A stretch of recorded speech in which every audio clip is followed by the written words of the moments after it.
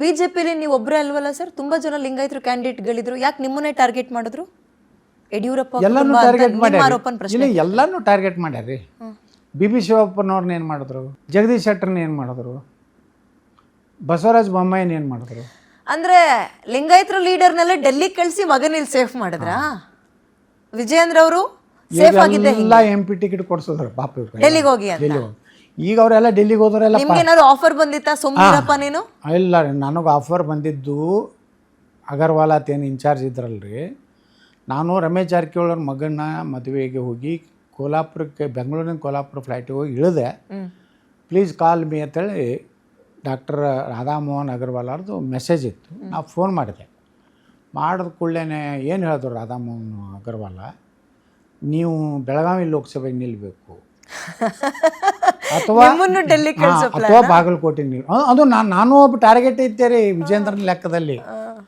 ಅದು ರಾಧಾಮೋಹನ್ ದಾಸ್ ಅಗರ್ವಾಲ್ ಅವ್ರ ಜೊತೆಗೆ ಇವರು ಅಪ್ಪ ಮಕ್ಕಳು ಮಾಡ್ಕೊಂಡಂಥ ಒಂದು ಇದು ಏನ್ರಿ, ಎಲ್ಲರನ್ನ ಕಳಿಸುವಂಥ ಒಂದು ನನಗೆ ಹೇಳಿದ್ರು.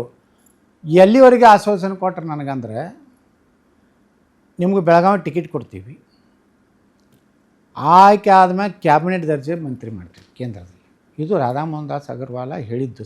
ಇದು 100ಕ್ಕೆ 100 ಕರ್ನಾಟಕ ಬಿಟ್ಟು ಹೋಗ್ರಿ ಡೆಲ್ಲಿಗೆ, ನೀವು ಸೆಂಟ್ರಲ್ ಮಿನಿಸ್ಟರ್ ಆಗ್ಲಿಕ್ಕೆ ಹೋಗ್ರಿ ಅನ್ನಂಗೂ ನನಗೆ ಕೊಟ್ಟರು. ನಾ ಅವಾಗೇ ಹೇಳಿಬಿಟ್ಟೆ, ನಾ ಯಾವ ಕಾಲಕ್ಕೂ ದಿಲ್ಲಿಗೆ ಹೋಗೋದಿಲ್ಲ. ನಾ 10 ವರ್ಷ MP ಇದ್ದೆ, ವಾಜಪೇಯಿ ಸರ್ಕಾರದಲ್ಲಿ ಮಂತ್ರಿ ಆಗಿದ್ದೆ, ನಾ ಎಲ್ಲ ಅನುಭವಿಸಿ ಬಂದೀನಿ, ನಾವು ಶಾಸಕನಾಗಿ ಉಳಿತೀನಿ, ನಾನು ಬರೋದಿಲ್ಲ ಅಂತ. ಎರಡು ಕಡೆ ಆಫರ್ ಇತ್ತು, ಒಂದು ಬಾಗಲಕೋಟೆ ಇತ್ತು, ಬೆಳಗಾವಿ ಇತ್ತು. ನಾವು ಒಪ್ಪಲಿಲ್ಲ. ನನಗೆ ದೂರದೃಷ್ಟಿ ನಾಯಕ ಸರ್, ಎಂಥ ದೂರದೃಷ್ಟಿ ನಾಯಕ ನಾರೇ ಯಡಿಯೂರಪ್ಪ. ಯಡಿಯೂರಪ್ಪ ಅವರು ತಾವು ಹೇಳಿಲ್ಲ, ಅವ್ರು ಹೇಳಿದ್ರೆ ನಾ ಕೇಳೋದಿಲ್ಲ, ಅದು ಗೊತ್ತಲ್ರಿ. ರಾಧಾಮೋಹನ್ ದಾಸ್ ಅಗರ್ವಾಲ ಥ್ರೂ ನನಗಿದು ಮಾಡಿದ್ರು. ಅದು ಪ್ರಾಮಿಸು ಕ್ಯಾಬಿನೆಟ್ ಮಾಡ್ತೀನಿ ಅಂತ.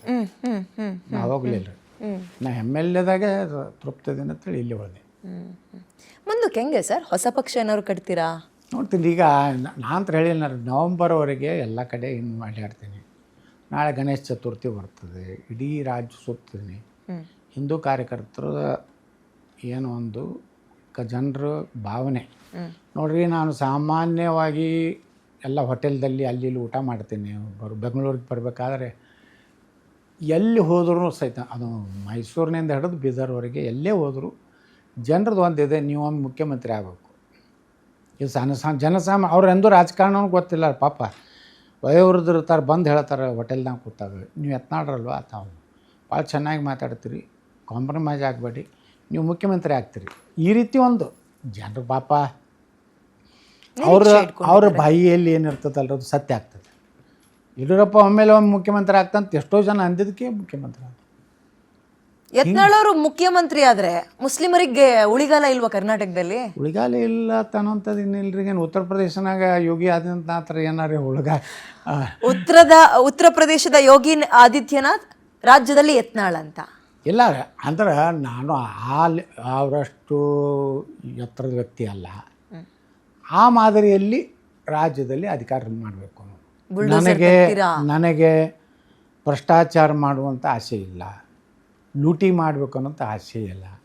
ನಮ್ಮ ಮಕ್ಕಳನ್ನು ಡ್ರಗ್ಸ್ ಮಾಫಿಯಾ, ಗುಟ್ಕಾದ ನೆಪ ಮಾಡಿಕೊಂಡು ಅವರಿಂದ ದುಡ್ಡು ತಿಂದು ಜೀವನ ಮಾಡೋ ಆಸೆ ಇಲ್ಲ.